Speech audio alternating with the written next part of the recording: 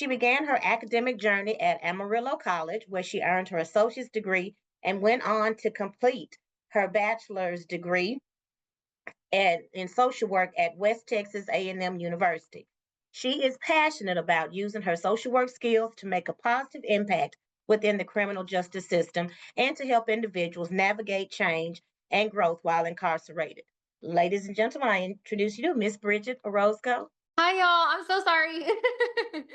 As these wonderful ladies introduced me, my name is Bridget Orozco, and I do want to let y'all know that my toddler is here, and I'm sorry I couldn't get anybody to help me with him. So I am a mama. So hopefully he can stay entertained. But I am a forensic social worker, and I do work at Potter County Sheriff's Office, and my job title is Inmate Programs Facilitator. So as these ladies said, I did get my associate's degree at Amarillo College and then my bachelor's degree at West Texas A&M. So I am on the second slide. So our inmate programs started 8 years ago, and it was actually started by my coworker. My coworker is a bachelor's in psychology, and she's kind of who started our whole programs department itself. And there's two of us, and our sheriff, who is our current sheriff, is the one who actually saw the need and decided that he wanted to start programs within our facility. So the facility is for individuals who are awaiting trial. So it is a jail setting. That means that they are being accused of a crime but have not been sentenced. So usually they will sit in our facility anywhere from a year to 2 years. It really depends on the courts, because we've had people who sit there for at least 7 years. So, which is a very, very long time, and nobody should really sit in a jail awaiting their sentencing. But it just kind of depends how long we have people. It could be a year, it could be less, depending on misdemeanors. But really what our goal is to facilitate classes.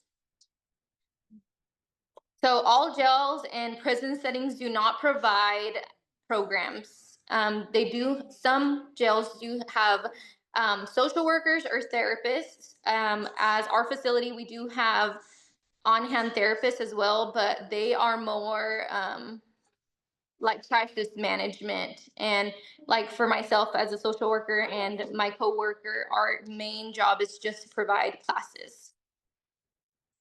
So I have been at the agency for about 5 years now. I did my undergrad internship with this agency, and after graduation, the social worker that was in my position was wanting to transition out to a different population, and they called me after graduation and offered me the position. I immediately accepted, and I've been there ever since. I do love the work. I love the job, and I truly cannot see myself doing anything different at this point. I think I ended up exactly where I'm meant to be. I am on the daily duty slide. So my day-to-days really kind of look pretty different, I would say. So my main job, like I said, is facilitating classes. So the topics are going to vary, and I can have anywhere from a group of 5 men or 5 women up to 21. That's our cap that they have capped us at. We can only have 21 men or 21 women in our classroom at one time. I think at one point I had 29 men in a classroom, and they kind of felt like that was like a safety risk. So they lowered it down to 21. So that's my max at this point, is 21 men or 21 women. We provide resources. That's any type of community resource within our community. So within Amarillo, and I'm sorry, I got distracted. So we do provide community resources. I do have people, because it is a jail, sometimes we get people from different places. So I've had people that are passing through the I-40 and they're from like California or Florida, whatever it is that they might be from. They're asking me for resources from their community. So I have to do some research for them. And I do still provide them resources, even though it's not like from our specific community.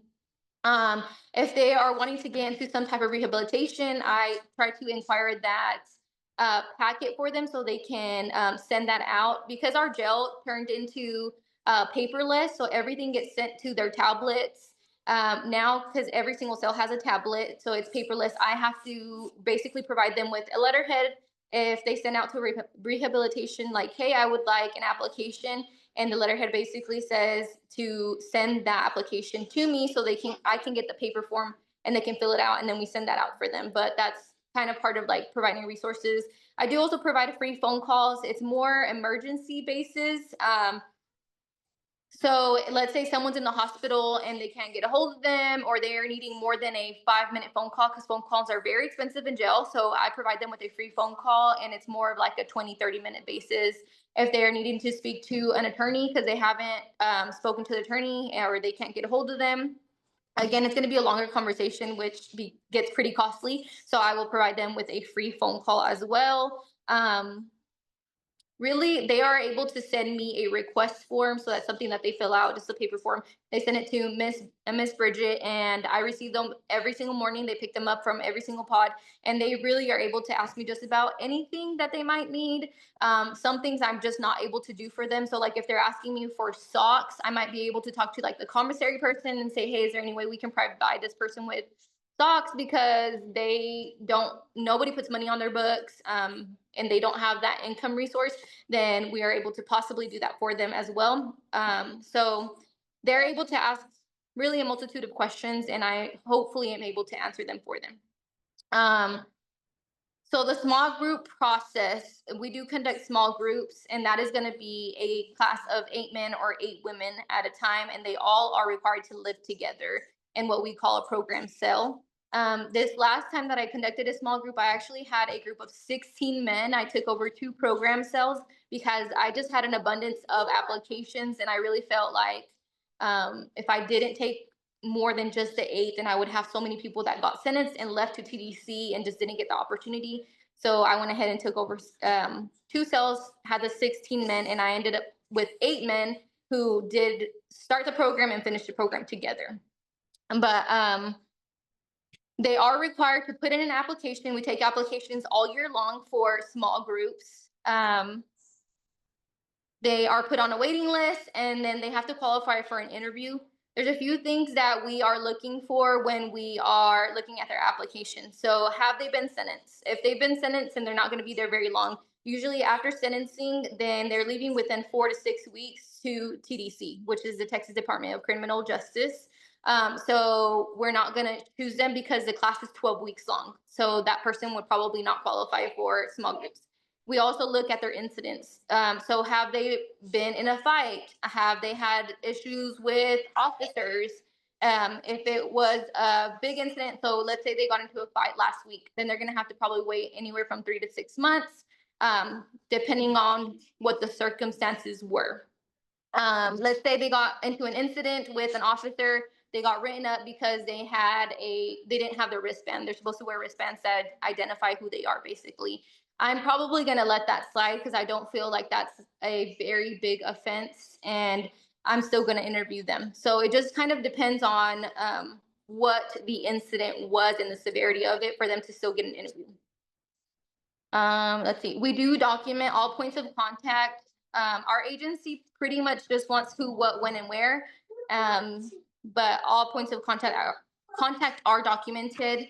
We do one-on-ones per request only. So it's more, because I am only at VSW, it's more of a vent session. I do let them know like, hey, you're welcome to just vent to me, but again, I have to do whatever is in my skill set for my degree. So they kind of vent to me, and that's pretty much what that looks like.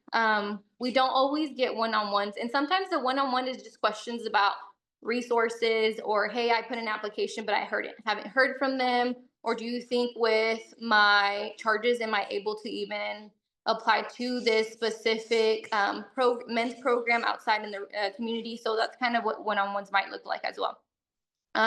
Let's see. We do try to look at what topics might be the most popular or needed within the jail facility. 2 years ago, I started a grief group, and that was a pretty good hit. I think lots of people were interested in that. We do have lots of individuals who have family members who pass away while they're incarcerated, and not all of them get granted the opportunity to go to the funeral. So having the grief group, I think, has been an asset to our jail. We do develop curriculum. Not very often. Most of our curriculum is pretty much purchased, and we put it together to our liking, basically, and I add or take things out that I just don't want in the curriculum. For the most part, I would say that we just purchase our curriculum, or well, they purchase the curriculum for us, the county does. We put it together, but we have added curriculums on our own that we just kind of put together. So upcoming next year, my plan is to start a nutrition/cooking class, and I will have to put that curriculum together by myself, kind of from scratch, since I'm the one who is wanting to start this class. They did approve it, so that I thought was pretty awesome. We do talk to outside agencies. We have pretty good rapport with different agencies about, hey, this individual is going to be released, and is there any way that she or he qualifies for your program? How can we get them there after release? Do y'all pick them up, or can we get them a ride there? So we do try to keep in contact with them, or say, hey, this person has been in classes. They did great in classes. We feel like they are doing different, wanting change, and then at that point they do take them. So I think it's great that they ask for our advice or what we have seen from them while they have been in our facility. We sometimes provide crisis intervention. It's mostly going to be within our small groups. So when they are having conflict within the program cell, and we go down there, if they're arguing, we go down there and talk to them, ask what's going on, try to hear everybody out and find some type of solution. I will say most of the time we have more issues with the female program tanks, than the male tanks. I think the males tend to, be able to figure it out a little bit easier on their own.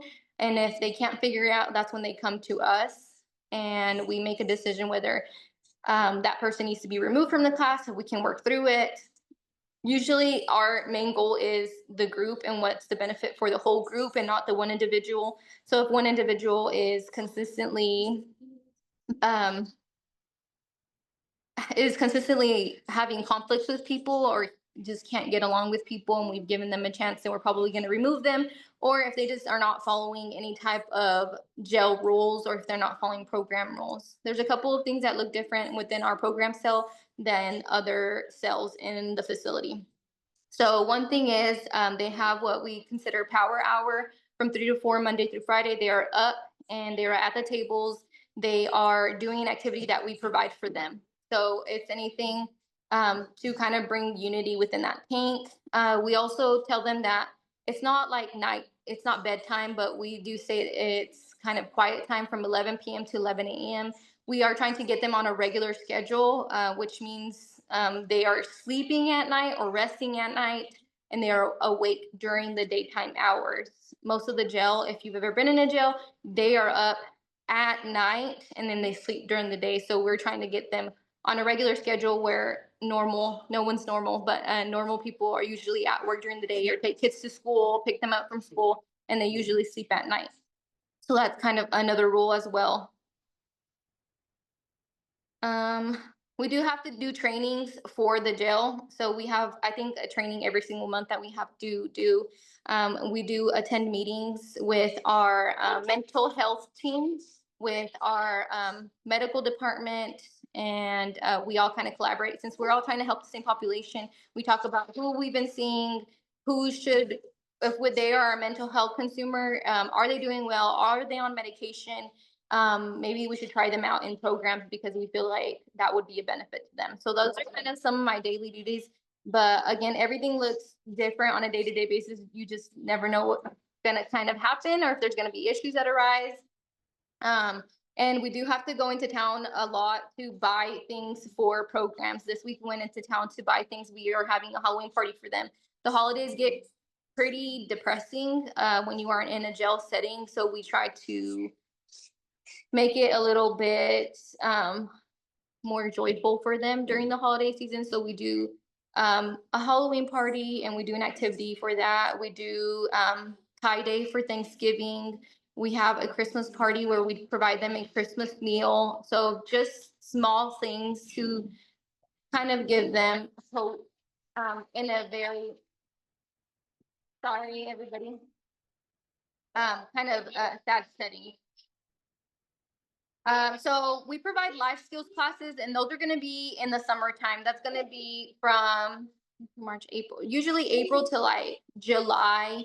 Um, the summer months are going to be when we have the highest numbers. For whatever reason, people get into trouble in the summertime. So we have higher numbers. That means that I usually give up my programs tank and I'm just teaching all across the jail. We have 6 pods. So 5 are male pods and we only have 1 female pod that holds up to 75 females. And so I do teach in every single pod, and it takes me a full week to get through the whole jail. Usually, a full week or 2, actually 2 weeks to get through the full jail to teach the same lesson to every single pod, basically. But the lessons for life skills would be strength training, maybe anger management, and stress management. So those are the life skills classes. And it's a 1-hour lesson. Again, it takes me 2 weeks to get through the jail usually. We do have specialty life skill classes. Those are going to be 5 or 6 week courses for the same topic, where life skills, they don't have to have one lesson in order to come to the next one because they're constantly coming in and out. When I'm doing life skills, I could have already done 3 lessons and you can come at that point because you didn't need the first lesson for the 4th or 6th lesson. You can come at any point or not come. It's very mandatory, or I'm sorry, it's volunteer. So they just have to be up and ready and then they can come to class. And I cap it at 21 people. So once I hit the 21 mark, then the rest will have to wait till the following week to attend. So the specialty life skill classes are going to be like job readiness. So trying to prepare them for the workforce. We do create resumes at that point, and I keep their resumes. And I have had people who contacted me after they are released and they call me and say, hey, can you email me my resume? I provide their resume for them.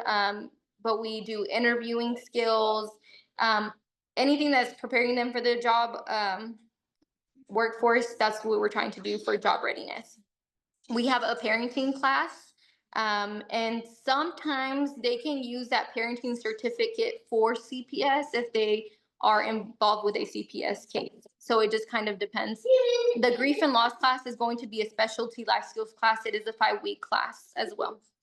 And then we do have, like I talked about, our small groups, which is the ones that live together in a programs tank. And that's going to be houses of healing, and that's going to be kind of healing your inner child or trauma based. Seeking safety is going to be, again, trauma based or substance abuse. Seeking safety is mainly for women, while houses of healing is mainly for men. We have taught houses of healing for females or women, but we kind of do it more for the men, and seeking safety for the women. Then we have relationships while in recovery. This is going to be teaching them any type of skills that will be valid for any type of relationship with their children, their spouse, a friendship.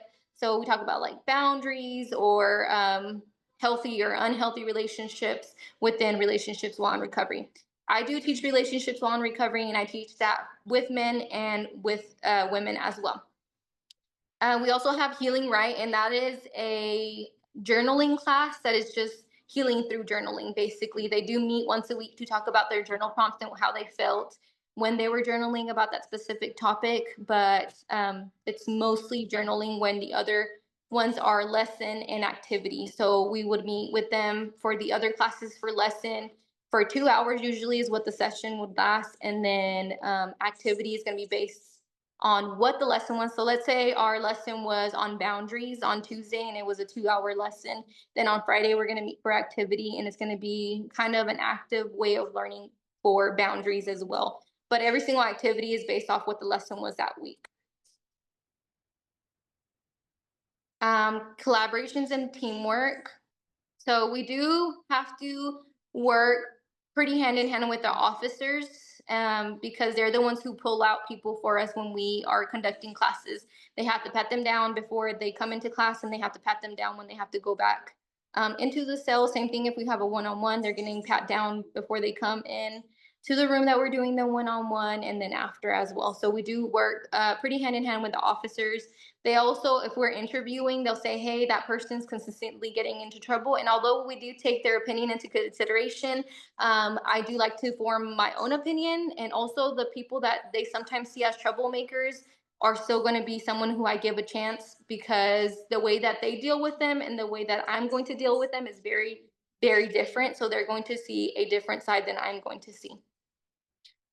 We do also staff with probation officers, parole officers, sometimes attorneys. We do have them subpoena us sometimes for their cases. We do try to make sure that it's someone that we've had it in class for a very long time. And they ask us, hey, can we subpoena you for my trial, whatever it might be, maybe a bond reduction. So we do talk to them as well. Medical staff, health staff, we work hand in hand with them as well. We do talk to families. So within my relationships and recovery class, I do make contact with a family member that they're wanting to kind of mend a relationship with. So let's say they have a strained relationship with their mother and they're wanting to maybe start to mend that relationship. Then I will have contact with mom and say, what are some things that you feel like Johnny needs to work on in order for y'all's relationship to start moving in the right direction. She would let me know what she feels like he needs to do. And then I would have a conversation with Johnny. Within the 12 weeks that we're together, we're kind of trying to focus on what things mom said, and we're still in contact within the 12 weeks. That way, hopefully, they can start working towards mending that relationship. I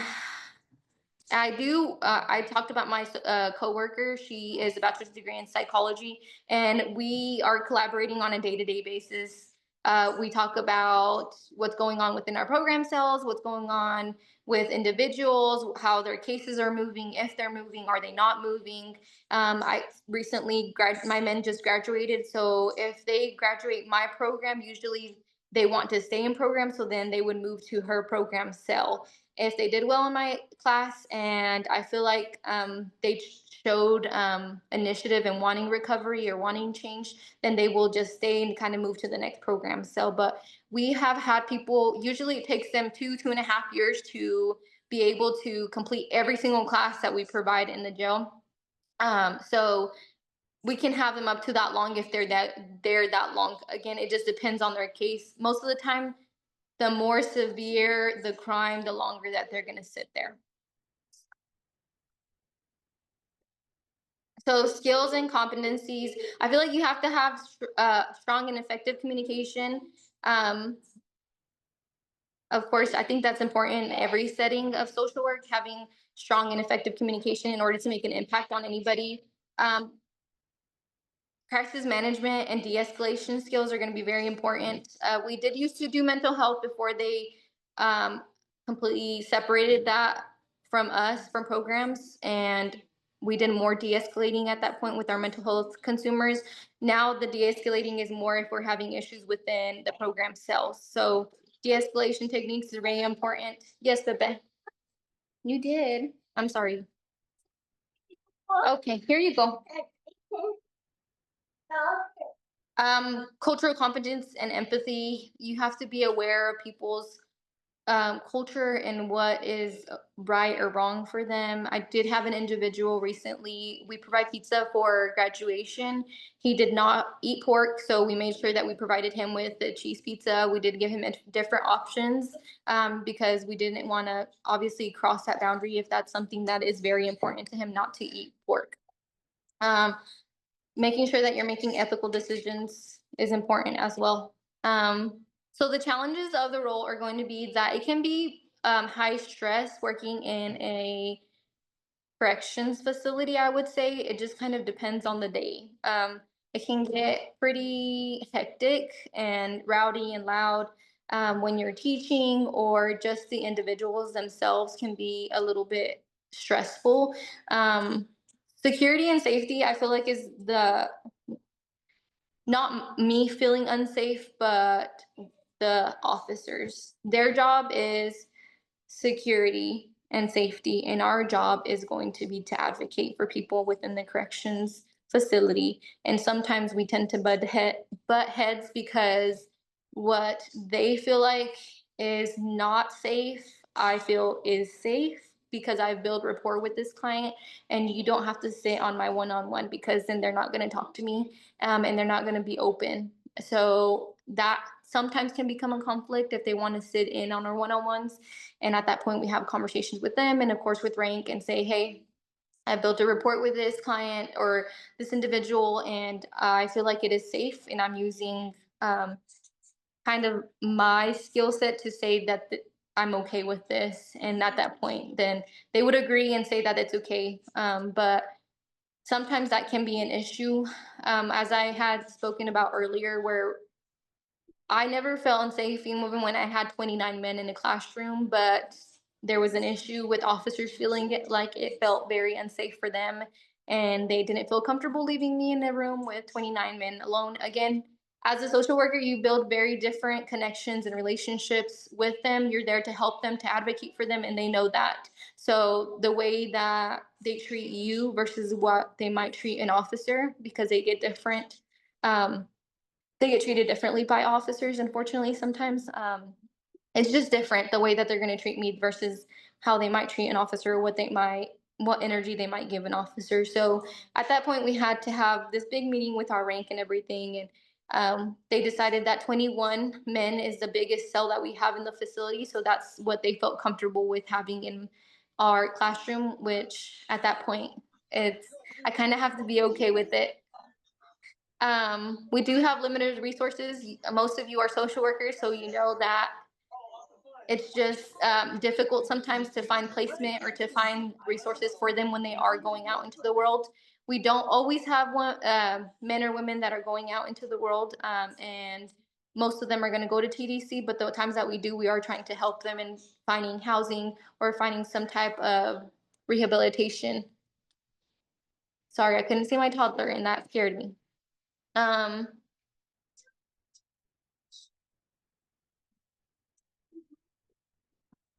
So they do like us to track what our numbers look like. So people who have graduated from small groups, once they go to TDC and they go out into the world after they've done their time from their sentencing, they like us to track kind of how they're doing. Did they come back? Did they reoffend? Are they still out in the world? And that's kind of difficult to do when you have people that are going to TDC and tracking all of them. So I think trying to provide them like our rank accurate numbers can become kind of challenging. And sometimes we have people that graduate, they go to TDC, maybe do a year or two, and then they come back and come back and come back, and it's just part of the job. But that's also challenging as well, seeing them kind of that revolving door can be very challenging as well because you want the best for them and you provide them with whatever you can, but ultimately it's up to them to make a change and to do something different.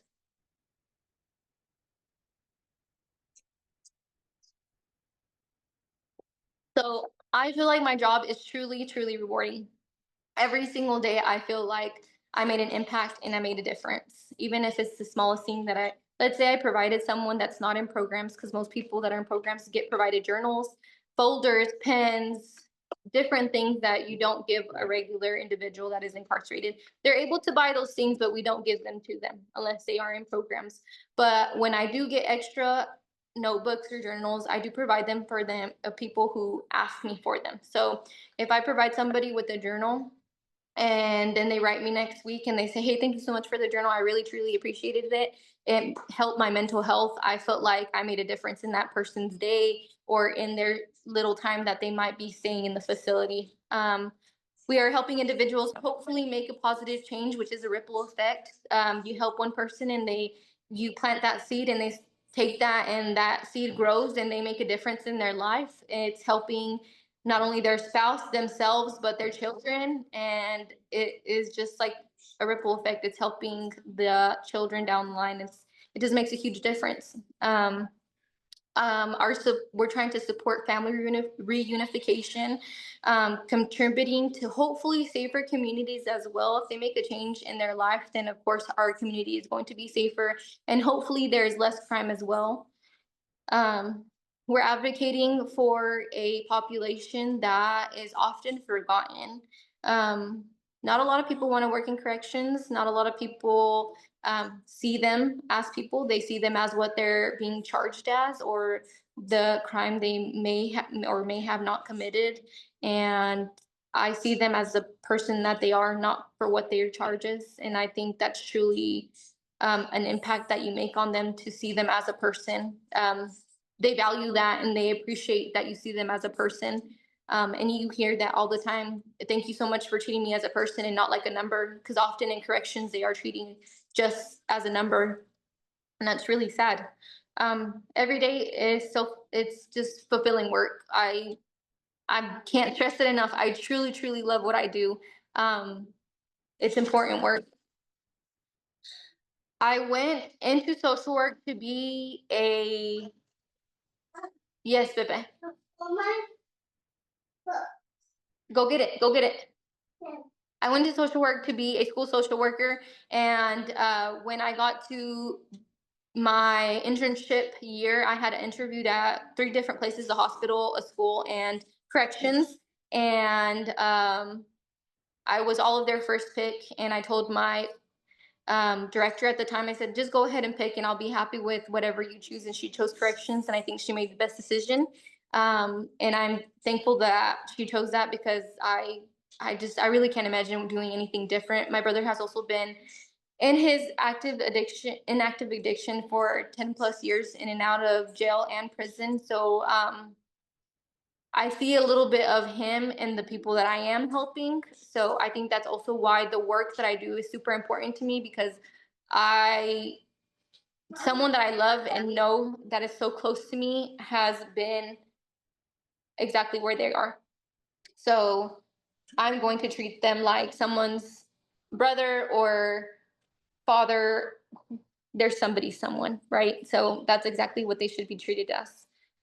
So that is my job. If you have questions, please feel free to ask. Thank you, Richie. Yes. So much. We're gonna go ahead and go into the questions phase of our event tonight. My apologies, I couldn't show my face earlier. I'm Deandra. Like Janasia said, a co-founder, graduate of Prairie View A&M University, practicing currently in Texas as a medical social worker. So I'm gonna start navigating the chat to kind of see what questions we have here. If you're feeling brave, you're welcome to unmute yourself, but please make sure no one else is talking before you do that. Let's see. I really need water. Okay. Let me see. Hi, Corey. Absolutely. Let's see. I just wanted to say thank you for the work you do. I Yeah. currently have a sibling who just got sentenced, so it means a lot that that is good people in corrections, people like you. So I really appreciate that. Yeah, absolutely. I'm really sorry about your family member. It's hard. Yes, it definitely is. We are really close family, so it's been like it's been a lot, but thank you. Yes, absolutely. Thank you so much. I just want to jump in as well, and thank you all for hosting this tonight. So a lot of my students actually just logged on. That was because of me, not because of you all, because I don't feel well. But I did also want to say thank you. I have family members who are doing Fed time as well. So I think Shavana, you were the one who just came off mute. If it wasn't you, I know that we're doing the time when they're doing the time too. Yeah. It's not just you, anybody that's on here. So I'm definitely sending you love. The question I would have, again, I just joined and so did my students, is if you had to leave students with anything, what would you leave them and what would you want them to carry with them? Students that are in the chat, you mean? Yeah, so my students are MSW students at Howard University, and they are in agency-based education 4, meaning that they will be graduating soon. Okay. I would say to please consider correction social work. I know it seems scary. It's not scary. It is not scary at all. They're human beings just like you and I, and it's such rewarding work. It is heavy work, and there's days that are going to be heavy. That's any type of social work, I think. But man, are you going to make an impact with these men and women? I'm gonna move on to Jalen. We'll go Jalen, Stephanie, Spencer, and then David. I would come off camera, but you don't want that to happen. So my question is, I heard you say in the very beginning that when your program pretty much is new and the person kind of had to like create the program. Yes.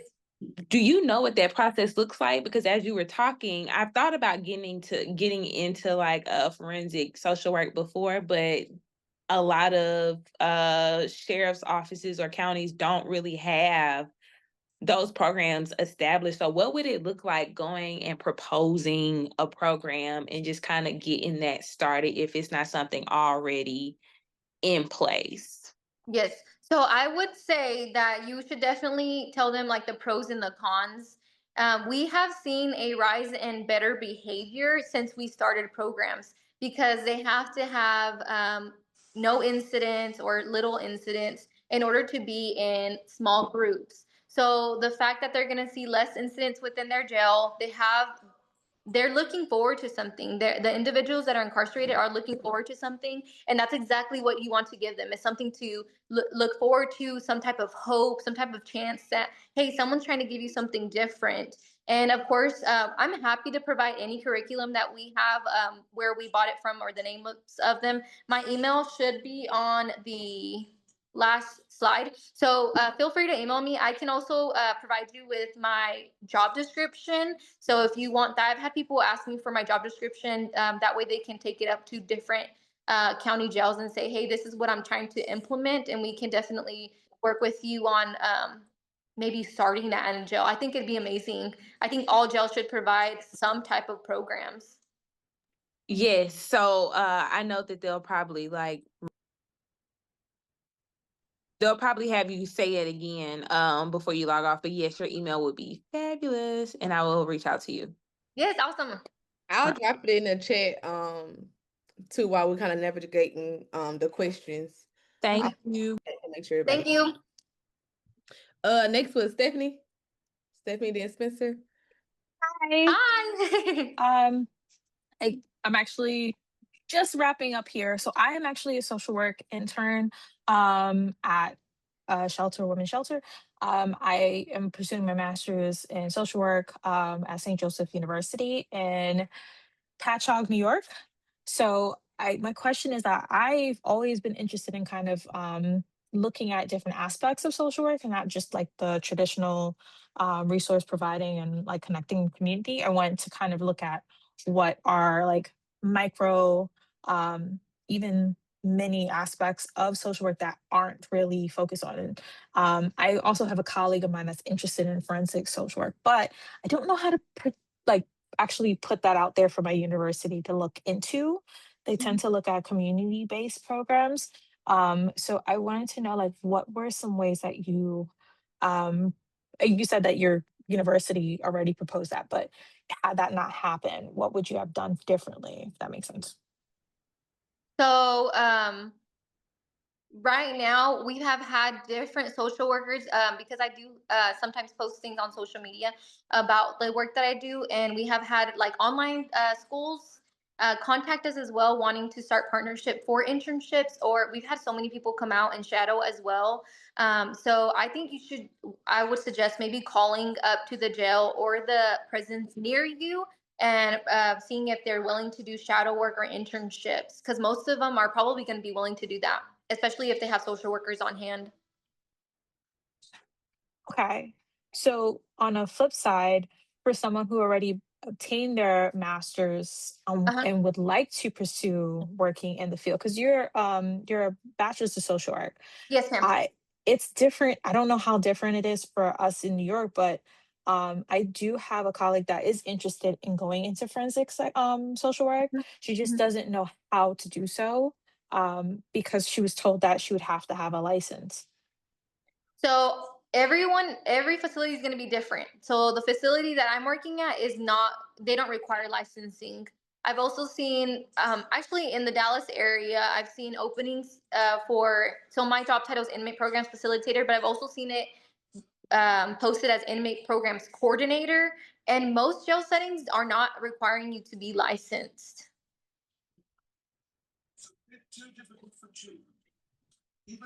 I can't hear. I said, oh, okay. Sorry. Because that was like something that I noticed as well. Mhm. But I wanted to know, is there anything in particular that I should be on the lookout for her or myself? Um, and I went to pick someone's brain. So thank you so much for having this program. And I want to ask you if you could provide the resources to like your group facilitation. Yeah, like the curriculum. Yes. Yes, I'm happy to give that to you. My email, if you, my email's there. Just send me an email, and I'm happy to provide our activities or curriculum that you might find useful. Awesome. Thank you so much. Yes, ma'am. Thank you. Next is Mr. Spencer. Hey there, Spencer, coming from Alabama A&M University. And my question was, you talked a little bit about how you got buy-in to start a program. Do you have to continually work with like the prison leadership just to make sure they're still supporting it? Or do you do any kind of like evaluation of outcomes, so you can keep showing the benefits of your program? So when they graduate, so at the 12-week mark, when they've completed the whole program, basically, we do a graduation where they get a certificate of completion, and all of our rank attends that. So that's from our sheriff, our chief, all the way down to our main supervisor, and they all attend every single graduation. They never miss that. So they kind of get to hear the men, their stories, what they got from the class. So I think that's where they see the change or the difference. And of course, we have people that might be considered troublemakers within the jail. So they have continuous incidents, and they see that change because they're not getting into trouble anymore. Even after they graduate, they're not getting into trouble anymore in the facility while they're still waiting to be sentenced. So our rank sees what impact that our programs are making in the facility. Does that answer your question? Yes, thank you so much. Okay. Yes. Thank you. Moving on to Mr. David Clark and then Brittany, and then I've seen 2 questions in the chat, so we'll go over those 2. Okay, can you hear me? Yes. Oh yeah, great. Thank you. Yeah, my name is David Clark. I'm attending Clark Atlanta University, working towards my MSW in clinical social work. And I have a question in regarding to, let's just say my undergrad is in psychology and human services. And right now I'm pursuing a degree in social work for a master's degree program. But you told me that in your program or your state, you can use your bachelor's degree to become a forensic social worker. Yes. Okay, that's correct. Yes. Okay, that's great to know. Requirement is a bachelor's degree in social work or psychology. Okay, I have that. Yeah, so you would be eligible to apply for the position. Okay, that's good to know. But And you could probably do more since you would be finished with your master's degree. okay, yeah, because I'm in Georgia right now. So Yeah. the rules might be a little different here. They might, yeah. Yeah, it says a requirement for you to attain an LCSW before you even begin social work. Oh, okay. Yeah. So Yeah, right now, so right now for my graduate school program, I did internship in policing alternative diversion. They allowed me to work with people who have strong criminal histories, who are undergoing substance abuse. They are unhoused. They are constantly in and out of correctional facilities. Mm-hmm. So that gave me experience to understand what forensic social work is somewhat like. Yeah. And, and right now I'm working with Fulton Gallant Solicitor General Office, working with misdemeanors. And today I just got done with abandonment court. So people try to collect on past child support. Mm-hmm. I want to know, like, am I continuing? If I continue on this path, will it guarantee me in the field of, for instance, social work, or will I be going more into like the legal aspect of it? Really, you could go either way. You could work with within the court system as a social worker as well, or the corrections. But either way, it sounds like you'd be pretty qualified for either position, with whether you wanted to work in the courts as a social worker in that position, or if you wanted to work within the jail or a prison facility. Okay, prison facility. Okay. Yeah. And my continue. No, go ahead. I'm sorry. Okay, my final question is, like I said, I was trying to go the legal route. Mm-hmm. And I was going to like go back to like Georgia State University, get a BSW, a bachelor's in legal studies, to help me assist in the forensic social work field. Would attaining a bachelor's in legal studies be overdoing it? I think it could be helpful. I will say there's a lot of the things you're just going to learn on hand. So, although I think that would be helpful, there's still a lot that you're just going to learn once you get into the field. Okay, so attaining the bachelor's in legal studies, that's perfect. That's optional. Yeah, I would say it's optional. Okay. All right, then that could save you tens of thousands of dollars. Yeah, that'd be nice. All right, then thank you. Enjoy your night. Absolutely, you too. All right, thank you. Move on to Miss Brittany. Definitely the 2 questions in the chat. And Kelsey, I do see you, so we'll take your question last. Hi, my name is Hi. Brittany. I have my bachelor's degree in social work, and I'll be graduating with my master's in social work in May. Congratulations. Thank you. My question is, I want to do forensic social work when I graduate too, and I was just thinking about like, how do you like typically like plan for sessions, and is there like any tips as far as like increasing engagement? Because I think like one of the things I think about is just like sometimes I know some people might think that some things are just like corny or something. So I'm just like, do you ever have like issues with like people not wanting to participate? And like, how do you just like increase engagement with that?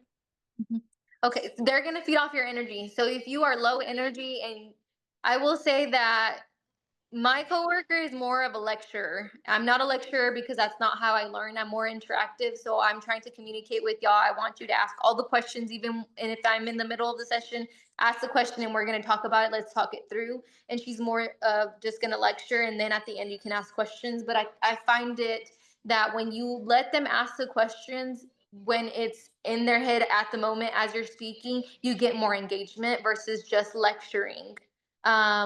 They're nothing is corny. I promise you. They are so willing to do anything. We do games all the time that are like interactive that still has to do with the lesson, and they absolutely love it. They enjoy it. If it gets them up and moving around, they tend to retain that more than if you're just sitting there talking at them.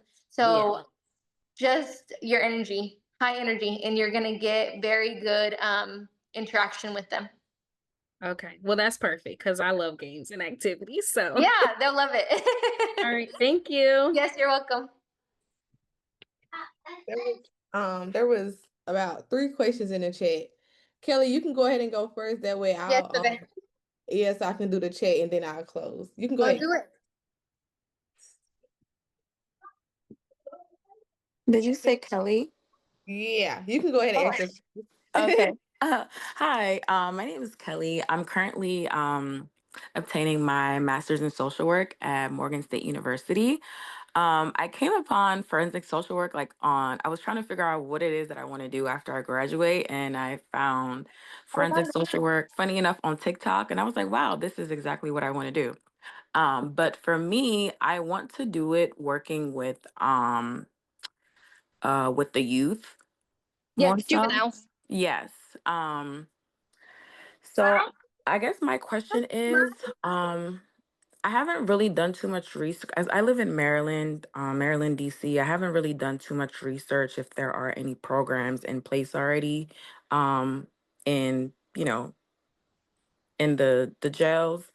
Um, and I wanted to start my own program. I guess what advice do you have? So I graduate in 2027. What advice do you have for I guess to kind of if somebody were to if I want to start my own program and have everything set up by the time that I graduate with my master's, what would you, advise?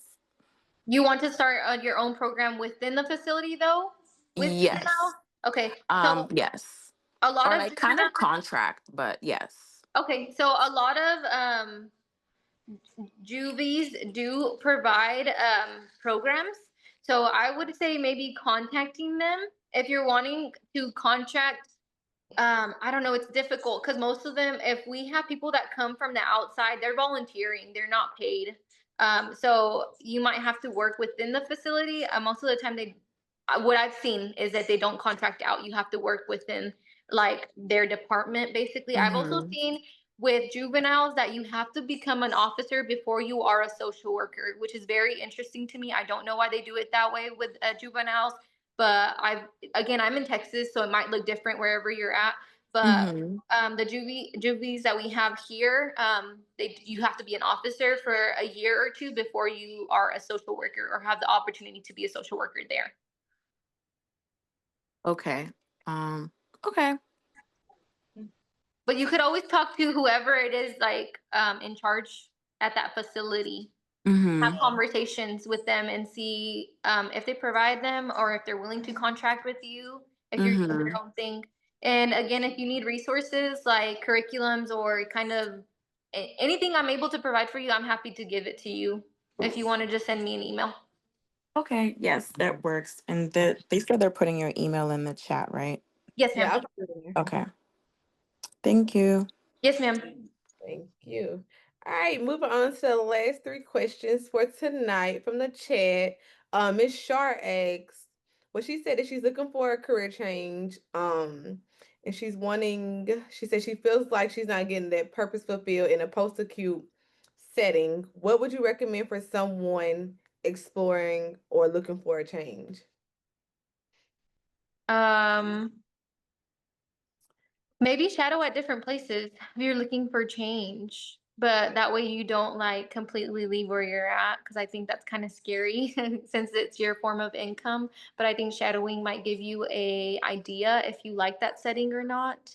But I know a lot of facilities do let you shadow if you are wanting to shadow someone who is in a corrections facility or in a prison setting. So maybe go that route. But I speak for myself, and I think it is also based on the individual, but I do find fulfillment in my every single day works. And I think that's why I love my job, because every day I leave and I feel like I accomplished something and I help someone at the end of the day. And I look forward to going to work, even if it's a heavy day that I'm looking towards, or if I had a heavy day, I still look forward to going to work the next day. All right. The next question is from Miss Aja Adams, I believe. She said, "Thank you for sharing. And did you have to gather your own resources for inmates, for like when they're getting ready to discharge, or does the sheriff office provide you with those resources?" No, that's all on us to find resources to make connections with the community. That is all up to us. They really kind of were like, hey, we want this, we want programs, do it, basically. So we pretty much are able to do what we would like and change what we would like or add any type of class. And they're very easygoing with what we want for programs to look like. All right. Next question is from Emily. Do you hold different groups for, I don't know if OG mean OG, or I don't know, but do you hold different groups for OG inmates and newly incarcerated? I think OG may mean long OG term. group. The Yeah, long-term inmates. So okay. like the long-term inmates. Hi, I'm Emily. I'm the one that asked the question. I was referring to because I did my internship at York Women's Correctional, and they had different groups for the OG inmates on the 0 block and the new inmates. So I don't know, did you do that? Do you do that at your prison? No, ma'am. No, they're all mixed together. My last group, I had 18-year-olds, 26-year-olds, 50-year-olds, and they're all living together. It's just application, interview. Did it go well? Okay, you're moving into a program cell. Everybody's living together. And that's how the real world is, right? You have to be able to coexist with different age groups. So they have to learn to kind of live together and get along. So no, we don't separate them by ages. Okay. All right. Those were good questions. Thank They you, were. Emily, for asking those questions. And again, thank you, Bridget, for taking the time out of your busy night. Spend time with us, important to us. We really do appreciate it. Thank y'all very much for the opportunity. I appreciate y'all for choosing me and being able to speak on the work that I do. Yeah, we appreciate you. Our next event will be on November the 11th, maternal health social work. So we'll have a actually my colleague, she'll be presenting. She is a social worker at a medical hospital locally here, and she's going to come do a presentation about a day in her life. So if you're interested, stay on the lookout for that. Charlicia has been dropping links in the chats and for other ways to kind of stay connected. So please make sure you follow us. And if nothing more, after you kind of do your poll and you make sure you claim yourself present, we'll do the rest. And we hope everybody have a good night.